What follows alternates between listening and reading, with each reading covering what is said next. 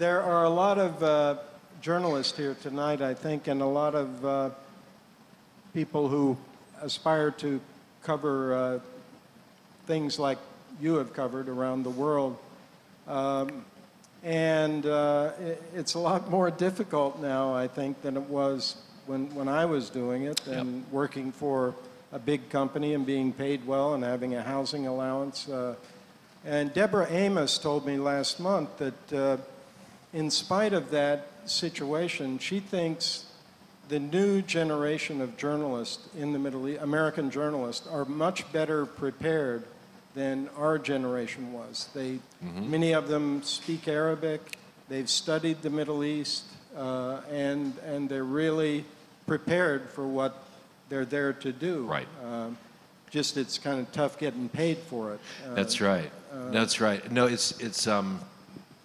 no, I mean, it's a combination, I think. I think that's probably true, that the younger generation from us is probably, much better prepared.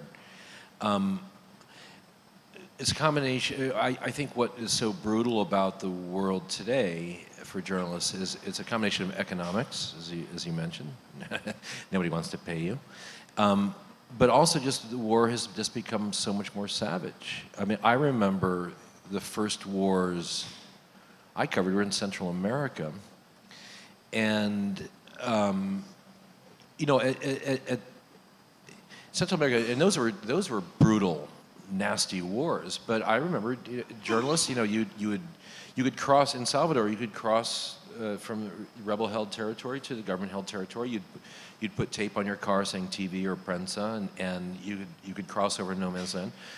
One journalist that I know of was killed with, doing it. But by and large, you could cross over, and then you get to Bosnia in the early '90s, and journalists were doing the same thing, taping their car with TV or press, and the Serbs were targeting those cars. It was like putting a bullseye on your car. And then I feel it's just accelerated ever since then. So now you have the situation in Syria. 24, 25 journalists are now missing. Some of them I by all evidence probably dead, but a lot of them being held.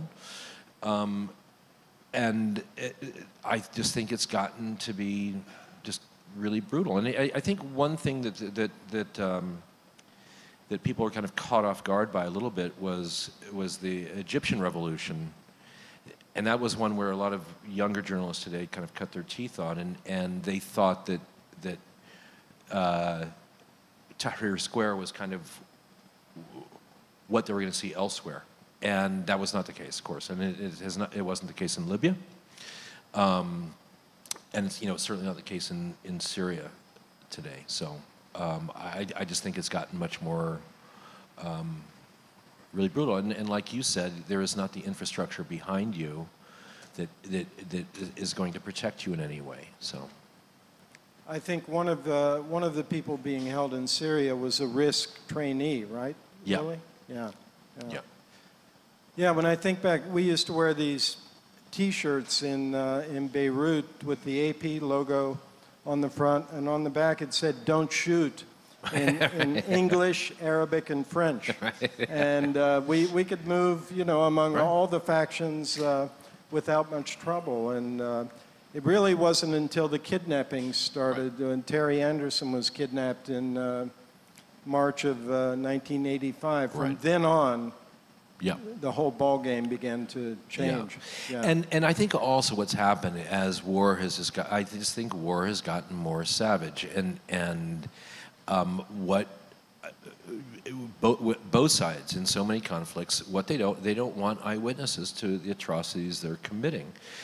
And so what you're seeing is, to me, the real eye-opening experience in my own life was Chechnya in '95. And actually, this little shock of white hair I got in 3 weeks in Chechnya. I had never had, it was almost 20 years ago now, I'd never had a white hair before. I've never gotten one since. But it came up in 3 weeks in Chechnya.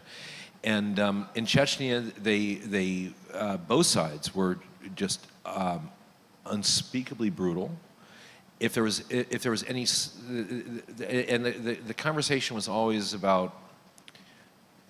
I mean, this is the way things, where I felt things change. If you got in trouble in Salvador or Lebanon or other places prior to that, Uganda, and you think you're in a bad way, the discussion that's going on between the guys with the guns that you don't really understand is somebody is like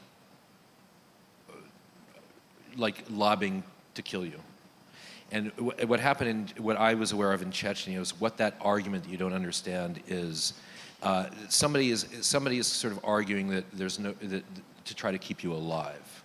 So it seems almost like a semantic difference, but it's not, because the default position is we have nothing to lose and everything to gain by disappearing this person.